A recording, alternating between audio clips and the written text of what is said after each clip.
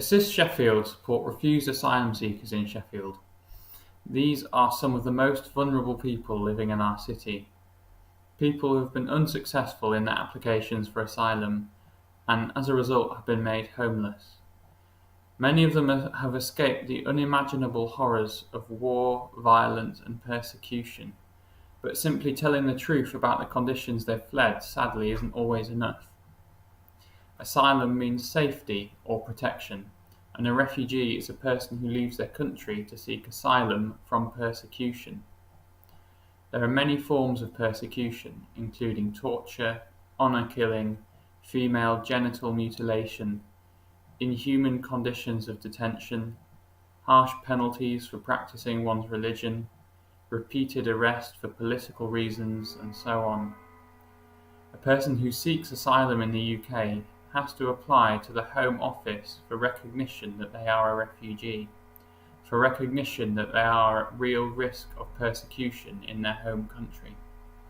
Once they get recognition, they get 5 years permission to live in the UK, the right to work, and access to housing and benefits on a similar basis to a British citizen.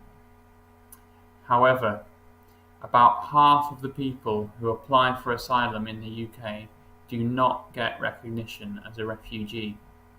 This can be for many reasons. The asylum process is difficult, and many asylum seekers do not know what to expect and don't have the right support as they go through the process. Many refused asylum seekers who come to ASSIST have never had legal advice or have received poor advice. As a result, genuine refugees end up being refused asylum. When all appeal rights have been exhausted, they are referred to as refused or failed asylum seekers. So how are asylum seekers made destitute? Without refugee status, asylum seekers aren't allowed to work. So once an asylum seeker has exhausted all appeal rights and is finally refused, they lose their accommodation and cash support. They are not entitled to government benefits, housing or other help. They're left homeless, destitute and vulnerable on the streets of our city. This is where ASSIST comes in.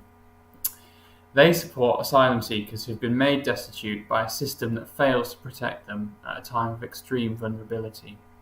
ASSIST is an invaluable lifeline offering solidarity, support and hope in the form of temporary accommodation, advice and access to essential services. ASSIST volunteers give love and humanity when it is needed most. ASSIST is proud to be a community-led charity. They've got a large and generous community of donors, volunteers and fundraisers, a community that shares both outrage and hope. Outrage at a government system that leaves refugees destitute, and hope that we can help support positive changes in their lives through our own actions. Since 2003, ASSIST has achieved so much and transformed the lives of so many individuals. They're a supportive friend to about 100 asylum seekers every week, and the demand for their services grows by the day. ASSIST are completely reliant on grants, fundraising, donations and voluntary effort from people like you. So now I'll talk a bit about my personal experience of volunteering at ASSIST's night shelter. The reality of the current situation is that ASSIST clients have often travelled thousands of miles away from home and family to seek refuge and safety, yet end up here without secure places to sleep or friends to confide in. The ASSIST night shelter provides last resort accommodation for people from across the world who are experiencing difficult, incredibly uncertain times, seeking asylum in the UK and have nowhere else to go. The night shelter provides some much needed security and friendship, even if it is just for an evening. I know that it doesn't solve their problems, but it's 1,000 times better than having to sleep rough, and simply being welcomed into a safe, warm space each night makes a huge difference. With all the turmoil of the asylum process going on in their lives, we try and create an atmosphere in the night shelter where people can be themselves, relax a little bit and chat in a laid-back way. Often, all it takes to help someone feel comfortable is to make them a good cup of tea and remind them what it is to be treated as a fellow human being. Often, the clients are tired or withdrawn and go straight to sleep when they get there. But some of the highlights for me have been the chances to connect and share culture with people from across the world.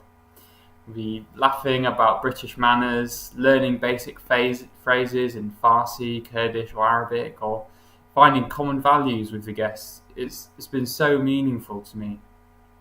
Supporting ASSIST clients directly at the night shelter is a really great privilege. It feels like this is what it means to be fully human. I'm so glad to be a regular night shelter volunteer and would encourage anybody interested to give it a go for themselves. ASSIST has opened my eyes to the numbers of asylum seekers living in Sheffield and really changed the way I appreciate the security of my own life. I knew that getting to know the asylum seekers using ASSIST's night shelter could be challenging, but the reality of the situation didn't sink in until I'd spent a few nights sleeping there with them. Whilst each morning I'd leave the night shelter and return to a warm, comfortable home, cupboards full of food, and complete freedom to act however I please, ASSIST clients are trapped without houses of their own, nowhere to go in the day, nowhere to call home. I've seen the frustration that builds up after many nights spent sharing that space with complete strangers, thrown together without personal space or proper facilities. And so I'm so glad for the opportunity that ASSIST provide to be there with those guys, doing all of that stuff. Whilst it isn't much, I know that a bit of humanity, a listening ear and a friendly face can make a huge difference. And now I'll just read a quote from Samuel, who's one of ASSIST's clients who was at the night shelter over the summer. So he says, "After I was refused asylum, a lady at the Refugee Council in Barnsley gave me some advice. Rather than sit and think about things all the time, I should use my time actively instead. Take language classes, get involved in voluntary work, participate, use my time constructively, prove the value of my life here. All this would help my cause when it came to making a fresh claim. She also said if I wanted help, I had to ask for it, and I was told of organisations like ASSIST who might help. When I got to Sheffield, I had no friends, support, money, nothing. I was sick too. So when I came to ASSIST, a volunteer took me to register with a doctor. I received some medicine and slowly my medical problems became smaller and smaller for the first time. I also received help and advice on how to do something about my legal case, help finding a solicitor and appointments with legal advisors.